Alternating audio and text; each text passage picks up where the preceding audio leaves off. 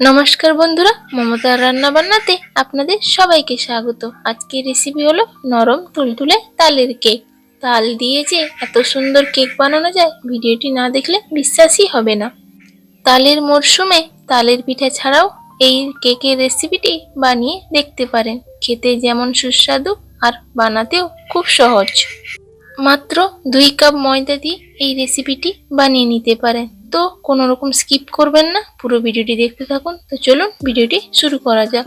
তো প্রথমেই আমি একটি ছোট সাইজের তাল নিয়ে নিয়েছি। তো এটিকে এবার ছাড়িয়ে নেব।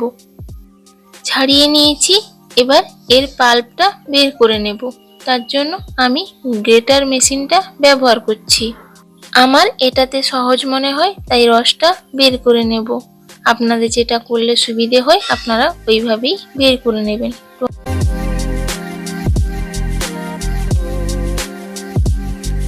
আমি সবটা বার করে নিয়েছি। এবার একটা কাপড় বা ছাঁকনির সাহায্যে এই রসটা একটু ছেঁকে নেব। দিলে এর মধ্যে যত জালি আছে বের হয়ে আসবে। দিলে খাওয়ার সময় মুখে পড়বে না।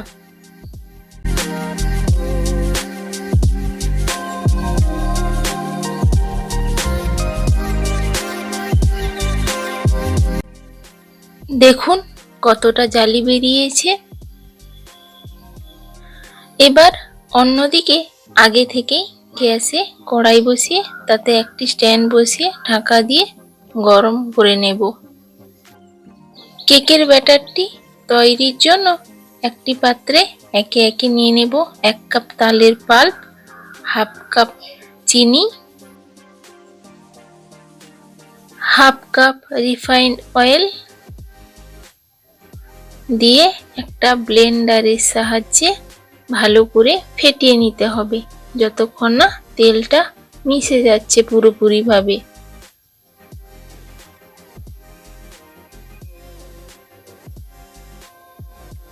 তেলটা মিশে গেছে। এবার দিয়ে দেব 1 কাপ দুধ, দিয়ে ভালো করে মিশিয়ে নেব যতক্ষণ না চিনিটা গলে যাচ্ছে।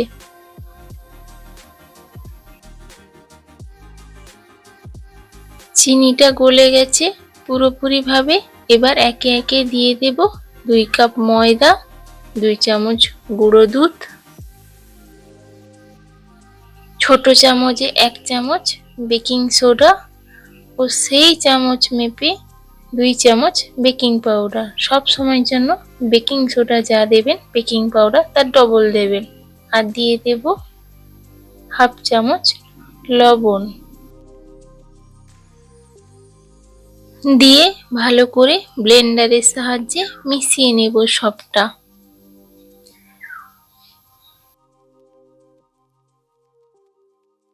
মেশানোর পর ব্যাটারটা যদি ঘন মনে হয় তাহলে অল্প অল্প করে দুধ মিশিয়ে নেব। ততক্ষণ অবধি মিশিয়ে নেব যতক্ষণ না ব্যাটারটি না ঘন না পাতলা এইরকম মনে হয়। একেবারেই এককালীন বেশি দিয়ে দেবেন না, অল্প অল্প করে মিশিয়ে নেবেন।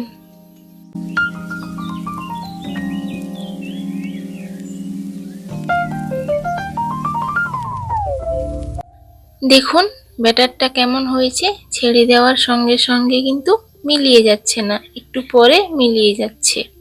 এবার এর মধ্যে দিয়ে দেব 1.5 চামচ পাতিলেবুর রস। আপনারা চাইলে ভিনেগারও দিয়ে দিতে পারেন। দিয়ে ভালো করে মিশিয়ে নেব। মেশানো হয়ে গেলে এটিকে সাইডে রেখে দেব। এবার কেক তৈরির জন্য একটি সিলভারের পাত্র নিয়ে নেব। আপনাদের কাছে যদি কেক টিন থাকে তাহলে ওটি ব্যবহার করতে পারেন। এবার এর মধ্যে 3 থেকে 4 চামচ পরিমাণ রিফাইন্ড অয়েল দিয়ে দেব। দিয়ে ভালো করে তেলটা চারিদিকে মাখিয়ে নেব যাতে কেকটা না লেগে যায়। এবার এর মধ্যে ওই পাত্রের ভেতরে গোল মাপের একটি সাদা কাগজ আগে থেকেই কেটে নিয়েছি। এবার এটা বসিয়ে দেব। দিয়ে আবারও অল্প তেল কাগজের উপরে ভালো করে মাখিয়ে নেব।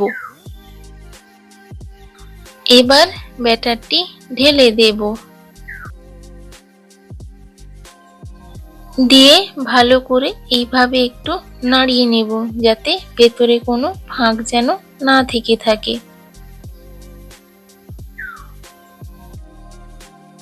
এবার গ্যাসের কড়াই আগে থেকেই গরম করতে বসিয়ে দিয়েছিলাম। এর ঢাকনাটি খুলে কেকের পাত্রটি বসিয়ে ঢাকা দিয়ে দেব 20 মিনিটের জন্য। অবশ্যই কিন্তু গ্যাসের আঁচটিকে কিন্তু লো টু মিডিয়ামে রাখবেন। 20 মিনিট পরে ঢাকনাটি খুলে এর উপর কিছু ড্রাই ফ্রুট দিয়ে দেব ডেকোরেশনের জন্য। আমি এইভাবে করে দেখাচ্ছি, আপনাদের যদি এটি পছন্দ হয়ে থাকে আপনারা এইভাবেও করতে পারেন, না হলে আপনারা আপনাদের পছন্দ মতো ডেকোরেশন করে নিতে পারেন যাতে দেখতে সুন্দর লাগে।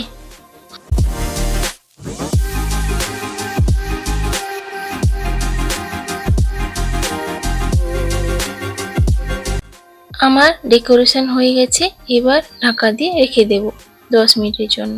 10 মিনিট পরে ঢাকনাটি খুলে একটি কাঠি দিয়ে চেক করে নেবেন কেকটি হয়েছে কিনা।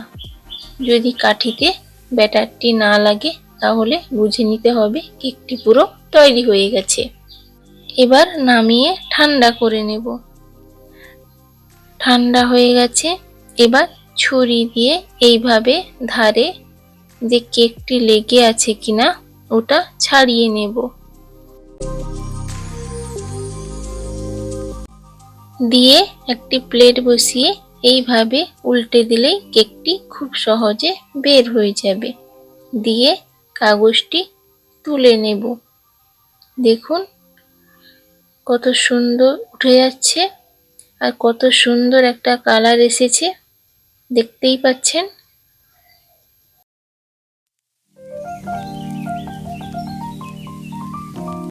তো কেমন হয়েছে আজকের রেসিপিটি অবশ্যই কমেন্ট করে জানাতে ভুলবেন না। কেকটি কিন্তু খেতে সত্যি দুর্দান্ত হয়েছিল। বিশ্বাস না হলে একবার বাড়িতে এইভাবে বানিয়ে দেখতে পারেন।